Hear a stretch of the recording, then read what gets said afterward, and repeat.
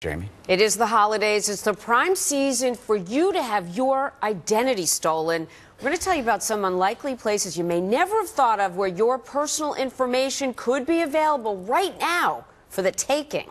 That's up next in our Take Charge segment.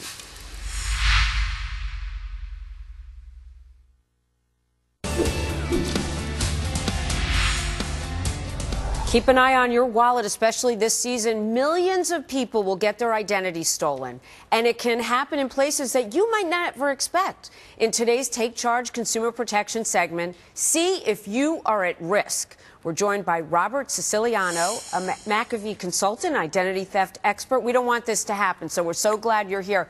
There are some amazing places you can have your identity stolen that we wouldn't think of. Tell us a few. Well, you wouldn't think that your identity would be stolen at your pharmacist or the doctor's office or even your mortgage broker. But the fact is, all these places where we go that service our needs are places that also have our personal identifying information on file.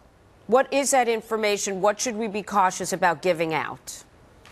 Well, keep in mind that your social security number really is the key to the kingdom. And any entity that has that on file or in a database, for that matter, makes it vulnerable. And so anytime you give out that information, even credit card information, it puts your identity at risk. Okay, then add your birth date and your address and everything, and it could be a recipe for disaster. We hear those stories where doctors' offices sometimes don't shred documents and that information can get out.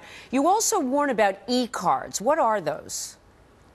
So e-cards are when you receive a card in the mail, a card via email. Looks like a holiday card from, say, Hallmark or somebody else.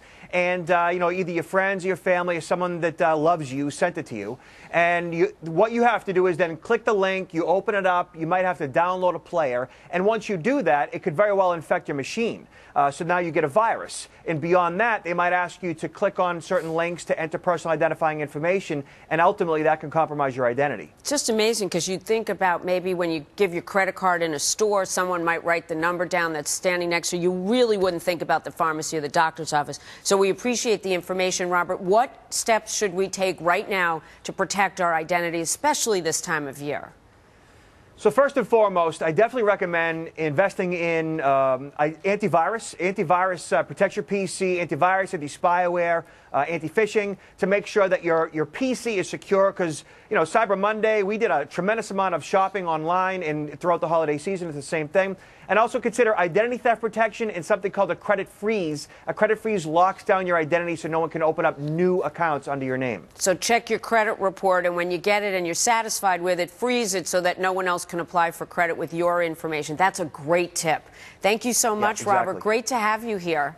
We hope nobody has to deal with this holiday season. Thanks. Agreed. If you want to get more Take Charge consumer protection information, go to foxnews.com, click on the America's News headquarters page. That's the one for our show, and look for the link. You'll see them. Click on there, and you'll see a lot of the segments we've done. We want you to be able to take charge. Oh, Eric? such great advice, Jamie.